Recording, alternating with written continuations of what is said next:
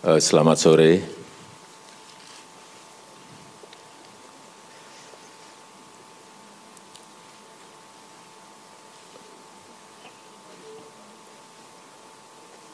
Kepemimpinan Indonesia telah berhasil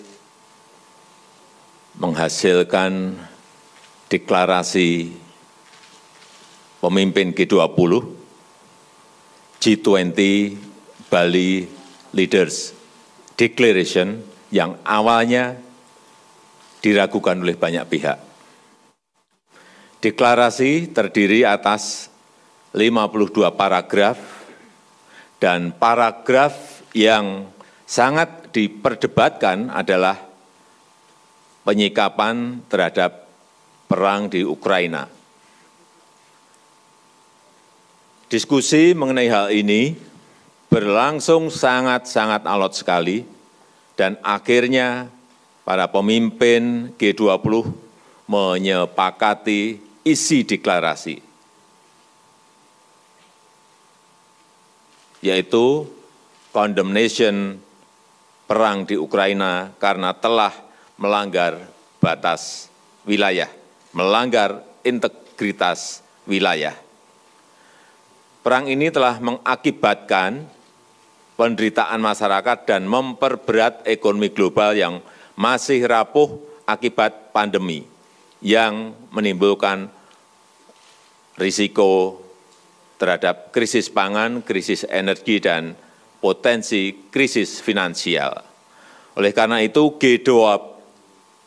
G20 membahas dampak perang terhadap kondisi perekonomian global. Dan beberapa hasil yang konkret telah dihasilkan. Terbentuknya Pandemic Fund yang sampai hari ini terkumpul 1,5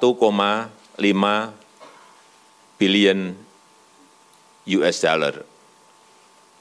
Kemudian pembentukan dan operasionalisasi Resilient and Sustainability Trust di bawah IMF sejumlah 81,6 miliar US dollar untuk membantu negara-negara yang menghadapi krisis. Kemudian juga Energy Transition Mechanism, khususnya untuk Indonesia, memperoleh komitmen dari Just Energy Transition Program sebesar 20 miliar US dollar. Komitmen bersama setidaknya 30% dari daratan dunia dan 30% lautan dunia dilindungi di tahun 2030. Ini sangat bagus. Dan melanjutkan komitmen mengurangi degradasi tanah sampai 50% tahun 2040 secara sukarela. Saya kira hasil yang konkret itu, meskipun banyak sekali sebetulnya hasil-hasil yang lainnya. Saya rasa itu. Ya. The President is pleased to take questions from two journalists, one from Indonesia and one from international media. Silakan. Indonesia dulu. The lady from the New York Times.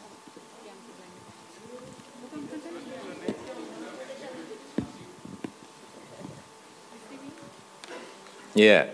Thank you. Thanks, Pak Jokowi. I'm Sweetie from the New York Times.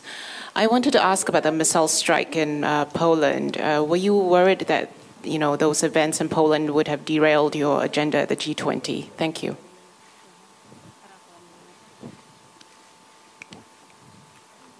First, I regret the incident in Poland.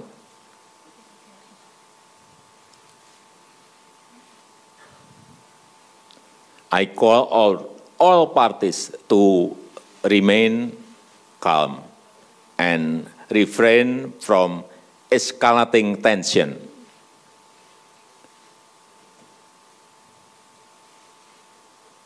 I always state that war will only bring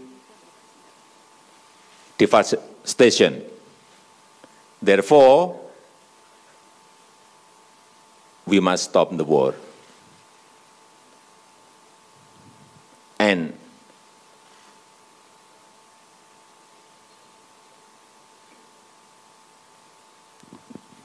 President Biden himself has already said that the missile is unlikely coming from Russia.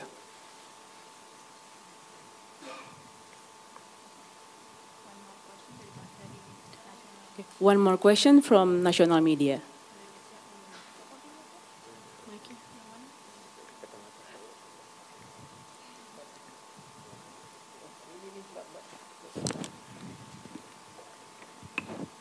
Terima kasih Pak Jokowi, saya Dipo dari Kompas TV. Mungkin pertama saya ingin mengucapkan selamat karena selama berlangsungnya KTT berjalan dengan aman walaupun di tengah situasi geopolitik yang eskalasinya cukup meningkat ya Pak ya. Pertanyaan saya sederhana Pak, tadi kan sudah disebutkan bahwa deklarasi ini namanya Bali Leader Declaration. Ini deklarasi yang pertama yang dapat diwujudkan sejak bulan Februari 2022. Tadi pun kita sudah dapat draftnya Pak, memang betul terakhir komunike itu terjadi pada bulan Februari 2022. Pertanyaan saya sederhana Pak, apakah kemudian Bali Leader Declaration ini betul-betul disepakati oleh seluruh ketua ataupun kepala negara anggota KTT G20 termasuk Rusia? Apakah Rusia juga turut menyepakati hal ini? Kemudian juga mungkin bisa dijelaskan Pak, ini kan mungkin judulnya memang tidak terlalu penting, komunike, leaders, statement, memang tidak terlalu penting, tapi bisa ditekankan apakah Bali Leader ini sama dengan komunike atau seperti apa? Terima kasih. Ya, jadi paragraf yang sangat diperdebatkan itu memang hanya satu paragraf, yaitu penyikapan terhadap perang di Ukraina. Sampai tengah malam kita berbicara mengenai ini, dan akhirnya deklarasi Bali dicapai melalui konsensus. Kami menyepakati bahwa perang berdampak negatif pada ekonomi global, kira-kira itu. Kemudian